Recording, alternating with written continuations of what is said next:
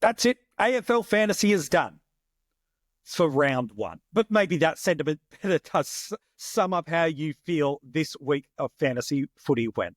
The good news is whether you scored well or not, whether the rookie roulette was favourable to you or not, AFL Fantasy is a trading game. And the good news is that no matter how far behind you feel you are, you're only a couple of trades and a slice of luck from being not only back on track, but ahead of the pack. And so what are the trades you need to make this week? I've got 8 trade-in targets. Hopefully, you've got at least 5 of them. I think if you have anything more than that, you're going to be an extra half step behind. But the good news is things can change very quickly early days. And with AFL Fantasy being a trading game, 1 or 2 moves, we go adventurous, it could all come your way. So who are my top 8 trade-in targets? Number 1, it's got to be Xavier Lindsay, a score of 94 last week. Not only saw his price point jump up a ton already, but he's still at a really good price point, retaining a negative break-even. And the most impressive thing about Xavier's game last weekend was that he did it in conditions that, for a wingman, was really difficult. Hard to get those uncontested possessions, really wet, lots of rain, really sloppy moments in this game, and yet his skills shone through, both his class and his poise. The Demons have an absolute superstar on their hands. I can see in the next 3 to 5 years him transitioning from being this outside wingman to becoming an inside playmaker and being one of the best fantasy football players rolling around. I just love everything about what Xavier's doing. And to me, this is the most important player to trade into this week. Others might suggest it's an Ashcroft or another.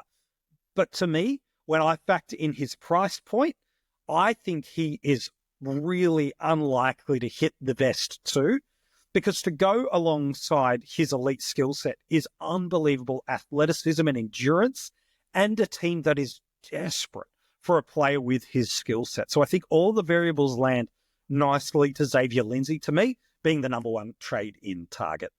Number 2, and honestly not too far behind, is a Levi Ashcroft. He was meant to be the sub, and as a result, a lot of teams faded away to get him. They lent for others, whether it be Xavier or another. And then there are blessings and curses to a rolling lockout. And one of the blessings is it meant coaches had the opportunity to trade back into Levi. And a slice of, this is the wrong word, but I'll use it, a slice of luck for Levi went his way, where Kai Lohmann is out of the game early with an injury. Thankfully, it's not too severe, just a week or 2 on the sidelines. And as a result, there's no option for him to be red vested. That's one of the always now concerns we're going to have about Levi. Yeah, okay, but no Kai Lohmann. Yeah, but Charlie Cameron wasn't in the team. That's just how stacked this Brisbane side is. So despite a really good performance of 84, a break even of just the 2, and he did it without a centre bounce too. And if he plays this role for the next 5 weeks, we're talking about a guy that'll pick up forward status, which will be incredible should those variables land. The only half hesitancy I would have about Levi is we knew how good he was. And internally, Chris Fagan and the rest of the coaching staff knew how dominant and prolific a playmaker this guy is. It's not exactly like you saw him play at the AFL and went, oh, Levi can play just like his brother and his dad. I'll never look at him at the best. No, it's just their best 23 and best 22 is that stacked. It's hard to get in and stay in without those vests. So it's a nominal concern, especially with 3 weeks of best 18 for us now. But it's probably the differential in my mind between whether Xavier was 1 or Levi was 2. But to me, he's absolutely the number 2 trade-in option. Next, probably the biggest surprising ton of the week for me last week, Mitch Knevitt with a 103. Massive price jump already. He's knocking on the door now of 500K, but has, importantly, still a single-digit break-even, despite at an already inflated price point, that 100, a fantastic outcome. And importantly, has a matchup against St Kilda this week. This is fantastic news because go back and look through all the Crows midfielders and their scores.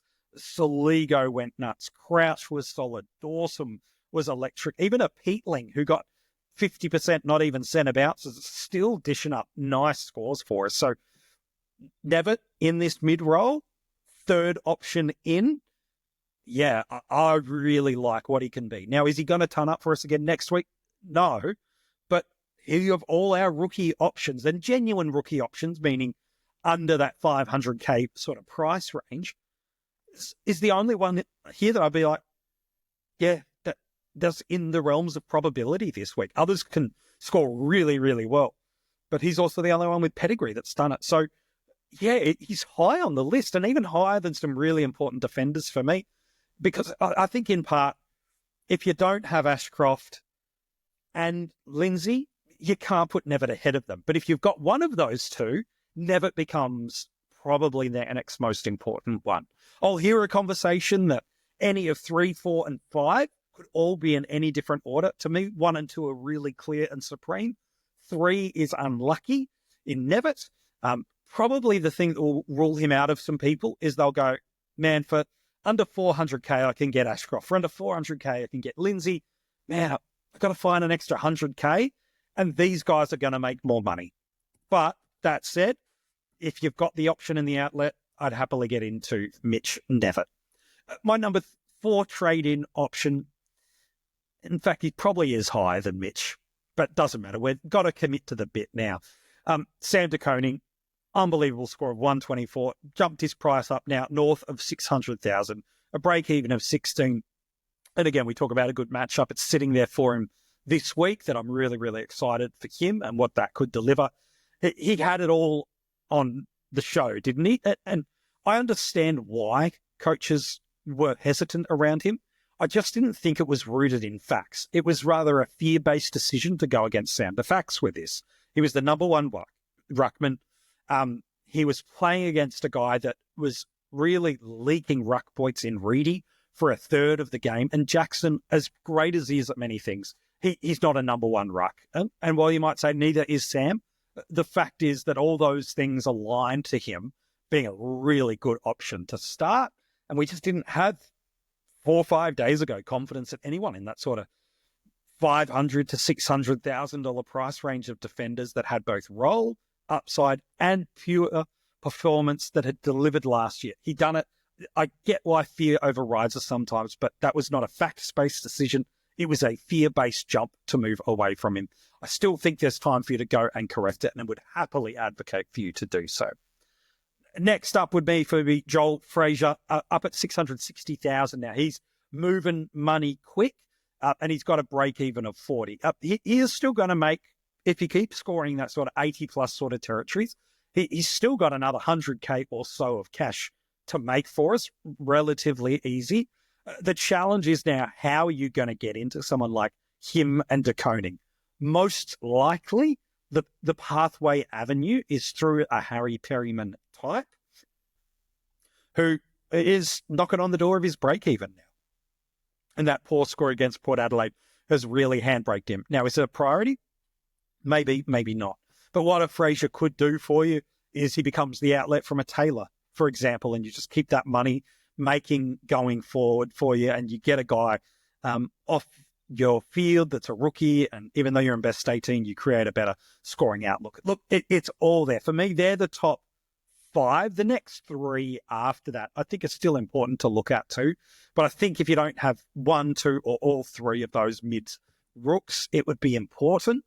If you want to prioritise de Koning and Freijah over a Knevitt because of what you need personally, positionally, I'll absolutely hear that. But if we're talking about guys that'll make and generate the most cash from where they are upwards, to me, those are the top 3 guys that could do it. De Koning and Freijah do feel paired together, not because their price is too dissimilar, but their function and role. If you don't have one and you want to get into the other, I'd be really happy with that. My 6th trade-in option would be a Nathan O'Driscoll.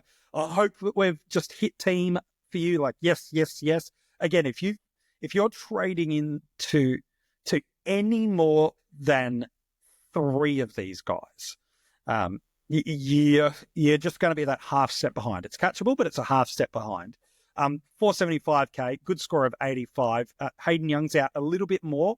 than I thought he would be. And the Dockers have a really nice fixture. It's why so many people were looking at a Sarong and Brayshaw early days. He's a part of that midfield unit. He's going to score well.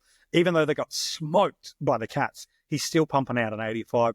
Once some of these more favourable fixtures start to come the way of Noddy, and to be fair, the Cats one on paper historically is one as well, I still think he'll score really well for us. So to me, O'Driscoll, I love. High priority, no. Could you get Knevitt in over him? Yeah, I would say Knevitt is ahead of him just because it looks like he's got a better chance to score and a better break even. So to me, it's not as far away as I've ranked them, but definitely Noddy deserves to be in this video, and it's not Mini Mug holding me to a gun behind my back. Number 7 is Lucas Comporeale, 275k, absolute knockout pick. I hope I'm hitting a territory now that you're like, got it, MJ, because that's exactly where it needs to be. The fact that he was named and without the sub, he was an easy M10 selection for you in AFL Fantasy. I'll throw him in your utility. Negative break even. He's got a lot of money to make. He's always got that smell of best about him. Just with how Carlton are playing, they were really underwhelming in a half of footy. But he was not. He was really good. As far as I'm concerned, he's booked his match security for the next 3 to 5 weeks with comfort, and I'd be really surprised to see him in the next 3 weeks start with a green vest. A red vest is always a potential, but a green one to me is not. He just adds a sense of run, sense of youthful exuberance to this side that desperately need any kind of reason to be energetic and passionate, and he adds to it. And then my 8th trade in target is Max Hall, mid forward, jumped up to 280k. Again, got a really nice break even about him off a score of 82. 2 goals, 2 against the Crows. They got absolutely smacked in this game. The thing that concerns me about Max and why he's so low here is kind of a couple of things, but the overarching is the commentary that I heard from Ross Lyon in the post-match sentiment, and again, even most recently on a Monday, is that he talked about, Max did well, and I'm paraphrasing him, but he's got this to work on, he's got this to work, and he's got this to work on. And while we acknowledge that, young debutants have things to work on, I do get this sense that there'll be a little bit of cavalry coming back for St Kilda, Owens, Butler, King. They're all not the same types of players, although Butler is. I just get this sense St Kilda don't really have this grand luxury of going, it's the kids for another year. That they should, but I don't think they're going to take that luxury. And so my hesitancy about going into a Max Hall here is you're probably not trading via a Stone. You're probably not trading via a Kako. You're probably not trading via a Davidson. And so now the reason you're trading a Max Hall is because it's one of a Garcia and or a secondary option is a Sanders out to get there. And as underwhelming as both were in their performances, they're not season-defining losses.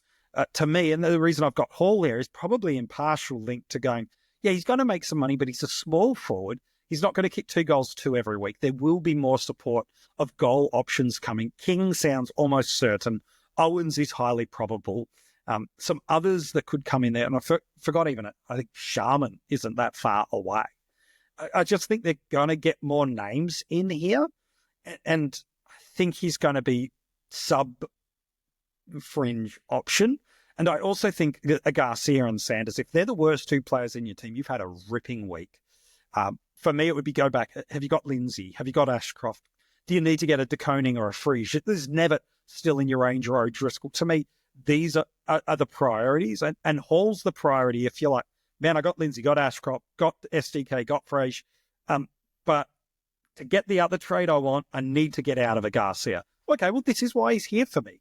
Because he becomes the outlet out, and it's best 18, you're protected. But he's not Max Hall is one of the top 5 trade options for me. No. It becomes more almost linked in part to what the secondary move you want to make is, because it enables either the freed up of cash or the outlet to be able to do something else. You go and all of a sudden you're like, I can take not saying you should do this, with the money of a Garcia to Hall, I can go and fix up my Will Day trade before any more tags come. I could get out of Perryman, or I could take the money off Sam Taylor or Lockie Ash or anybody else I like, and I can jump up or down. And Do what I want to do. He's an outlet move that supports your other move, not a primary move.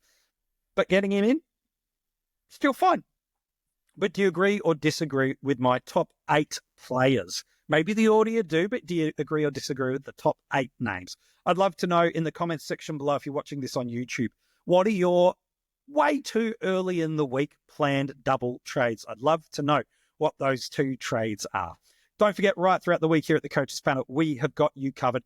Your strategy session is landing late on a Tuesday. You can get that across not only here on YouTube, but you can also get it as an audio podcast. We've got episodes dropping right throughout the early part of the week to help you make informed strategy and team-based decisions for your side, as hopefully you continue a surge to a strong start of 2025, or the revolution and the recovery starts now. Wherever you find yourself, the Coaches Panel is here to support you. Hey, thanks so much for tuning in. If you're not part of our Patreon, jump on board, get involved. You can get in touch with us. The community there would love to help you with your team, get involved in some of the group chats. And as well, if you jump in at that premium tier, you get an extra 2 podcasts a week. The Rounder review is already there, sitting in the Patreon page, ready for you to go check out. You can also follow us across social media and get your hands on that Coaches Panel perch as well. Hey, we can't wait to be back with you in 24 hours. The strategy session is dropping. It may already be there, depending when you're watching this episode. And we'll be back talking all things AFL Fantasy and more over the next few hours.